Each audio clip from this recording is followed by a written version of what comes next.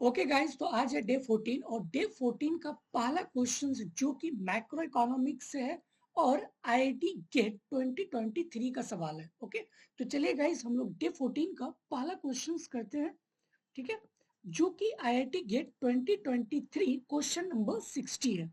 आपको गिवन है कि consider the Keynesian cross model with a linear consumption functions and zero tax. ठीक है, मतलब यहाँ पे कोई टैक्स सिस्टम नहीं है।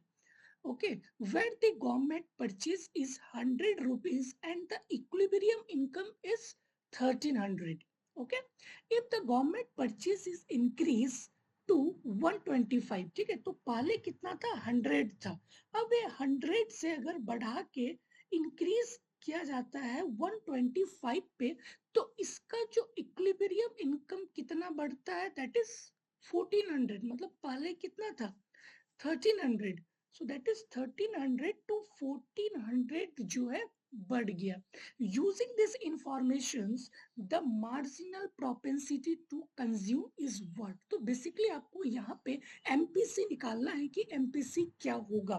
ठीक है, इस सिचुएशन इस इंफॉर्मेशन को देखते हुए। ठीक है, ओके, तो चलिए गाइस हम लोग इसको सॉल्व करते हैं। सॉल्व करने से पहले गाइस मैं एक चीज बताना चाहूंगा कि जो है 2025 के लिए 3 बैच जो है चल रही है। एक आपका IIT GATE plus IIT JAM foundation course और दूसरा बैच जो कि सिर्फ और सिर्फ क्वेश्चन प्रैक्टिस के लिए है विथ सारे टॉपिक्स। ठीक है, topic wise question for all subject, micro macro maths stats. ठीक है, तो यहाँ पे सिर्फ और सिर्फ जो है आपका क्वेश्चन डिस्कशन होगा विथ कंप्रिहेंसिव एनालिसिस। ठीक है, और तीसरा बैच जो कि फाउंडेशन है एमए एमएससी फाउंडेशन कोर्स जो कि जेएम सीयूटी आईएसआई गेट। ठीक है, तो ये 3 कोर्स है गाइस। मैं इसका डिस्क्रिप्शन जो है इसका लिंक जो है मैं डिस्क्रिप्शन पर डाल दूंगा, आप वहां से चेकआउट कर सकते हैं। ओके, तो चलिए गाइस अब हम लोग उसको सॉल्व करते हैं क्वेश्चंस को। ओके, आपको गिवन क्या था कि जो इनिशियल जो गवर्नमेंट स्पेंडिंग है दैट से लेट्स से जी वन कितना है, दैट इज 100। ओके, और y1 कितना है initial, that is 1300, that is 1300।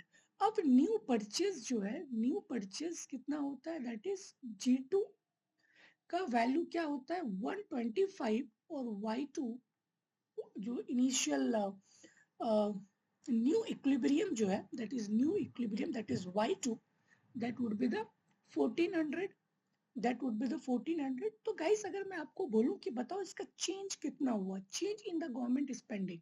Okay, so change in the government spending क्या होगा, that is delta G is equal to G2 minus G1। ठीक है, G2 माइनस G1, सो G2 क्या है, दैट इज 125 माइनस 100, तो यहाँ से इसकी वैल्यूज क्या आएगी 25। उसी तरह से मैं अगर आपको बोलूं कि बताओ चेंज इन इक्विलिब्रियम इनकम। ठीक है, इक्विलिब्रियम इनकम पे कितना चेंज हुआ, so that is delta Y is equal to y2 minus y1, so you will get the value of change in equilibrium income। so y2 क्या है, that is 1400 minus 1300, so इसकी values क्या आएगी, that is 100। ठीक है, इसकी values क्या आएगी 100। ओके, तो गाइस अब जो है आपको change in expenditure, government expenditure आपको पता है, चेंज इन इक्विलिब्रियम इनकम आपको पता है। क्या मैं spending multiplier in terms of okay, सबसे पहले मैं जो है स्पेंडिंग मल्टीप्लायर निकालता हूँ। तो guys spending multiplier let's say के, तो के इज इक्वल टू क्या होगा, that is delta Y by delta G. ठीक है, तो मैं बेसिकली गाइस यहाँ पे स्पेंडिंग मल्टीप्लाई निकाल रहा हूँ कि कितने से जो है उसकी मल्टीप्लाइड वैल्यू बढ़ी। So that is delta Y by delta G, delta Y by delta G, so that is 100 by 25, that is 4। ठीक है, तो ये जो स्पेंडिंग हुआ ना 100 से लेकर 125, तो इसके स्पेंडिंग मल्टीप्लाई मतलब कितना गुना से बढ़ा, दैट इज 4 टाइम्स। 4 टाइम्स से जो है हमारी इनकम बढ़ी। ठीक है, ओके, तो हमने जो है स्पेंडिंग मल्टीप्लायर्स निकाला। ओके गाइस, अब आपको एक बेसिक फॉर्मूला गाइस पता है मैक्रो इकोनॉमिक्स का, कि जब भी अगर हम लोग मल्टीप्लायर्स निकालते हैं तो हम लोग दो चीज देखते हैं, एक विथ टैक्स और एक विदाउट टैक्स। अगर विदाउट टैक्स अगर रहे तो जो उसके स्पेंडिंग मल्टीप्लायर, सिंपल ये वाला फॉर्मूला होता है के बाय वन माइनस एमपीसी, ठीक है। अगर विथ टैक्स होता सो that is one by one minus MPC into one minus tax rate, ठीक है। तो ये जो है आपका विथ टैक्स और ये वाला विदाउट टैक्स। बट आपको क्वेश्चंस में गिवन है, कि यहाँ पे जीरो टैक्स लगती है, ठीक है, जीरो टैक्स। तो मतलब हमें जो है ये वाला फॉर्मूला यूज करना होगा, ठीक है। दिस फॉर्मूला और के की वैल्यूज आपको पता है, that is 4 is equal to 1/1 minus MPC, ठीक है। तो गाइस इसको हम क्रॉस मल्टीप्लीकेशन करेंगे तो ये इधर जाएगा, that is 1 minus MPC is equal to 1/4 तो यहाँ से एमपीसी का वैल्यू क्या आएगा, 1 माइनस 1/4 दैट इज 3/4, तो इसका मतलब 0.75, ठीक है। तो इसका जो गाइस आंसर होगा वो क्या होगा, 2 डेसिमल पे लिखना था, दैट इज 0.75, ठीक है, 0.75।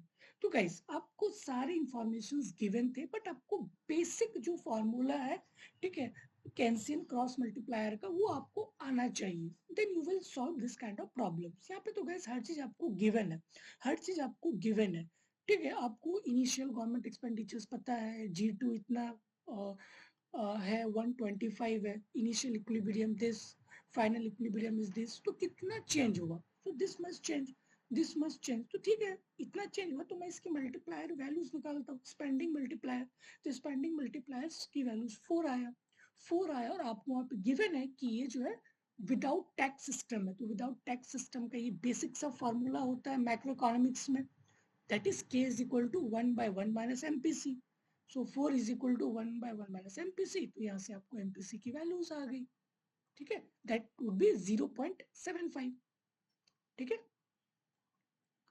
ओके। तो इसका जो गाइस करेक्ट आंसर होगा that is 0.75। So I hope guys कि आपको क्वेश्चन समझ आई होगी, okay, okay guys, thank you.